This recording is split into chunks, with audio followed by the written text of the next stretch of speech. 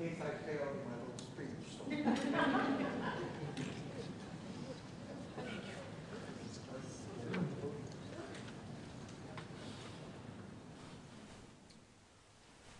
I made a couple of very good decisions. The decisions that I made earlier I knew who I was following in terms of making the speeches, and they were much more qualified than I am to talk about the school and what they provide for here for the education. So rather than going into that, for the last day and a half, I have been uniquely honored to be in the presence of Shishi.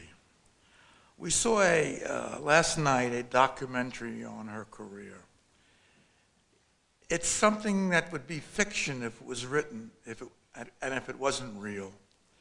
The extent of her influence on so many members of the community in prose and poetry in Taiwan and in mainland China is extraordinary. And in looking at the documentary and meeting her and recognizing that after winning the prize on our own, I had nothing to do with that prize, and justifiably so.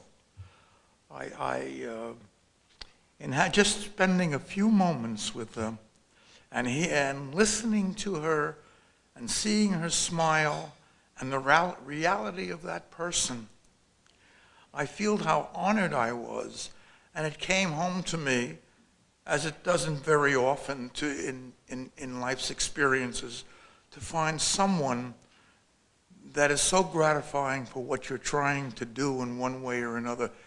Shishi was offered a major prize by Singapore, and she didn't accept it because it was too far to travel. She traveled on Wednesday from Hong Kong to Los Angeles to Norman at the age of 81 or 82. We're not really sure about. I don't know how sure she is, but I know that I'm not sure. And so it's made a great impression on me for meeting a person that I, in a sense, fell in love with. And when I met her tonight, hopefully it was consensual. I kissed her on the head, you know, the day and age that we live in, you're never sure about anything. So I'm not making any talks about or presenting any words based upon the Institute for U.S.-China Issues. What the university does in large measure present the opportunities for the students, many of whom are here tonight.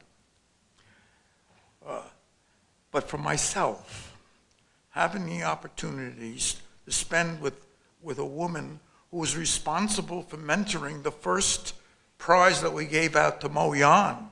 That was one of her mentees in one degree or another. It was, and he won the Nobel Prize 2 years after we gave him a prize here. And I had a friend of mine, just in passing, I think about it, John Whitehead, who we were partners. We were at Goldman Sachs 60 years ago or more.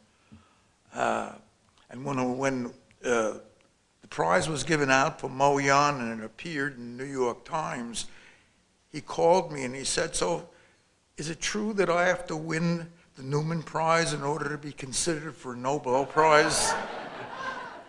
And I told him he better act quickly, because at that time he was already 89 or so. It was 85 when that happened.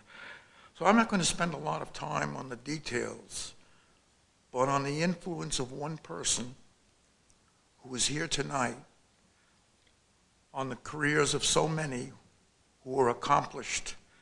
And it makes me feel very honored for having her here, for choosing to come here on a very difficult trip.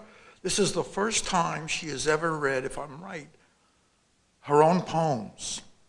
And she said, and it's the last time, because she really doesn't want to do that. She wants to sense things and feel things and bring herself and her personality and her life to living to those who were around her.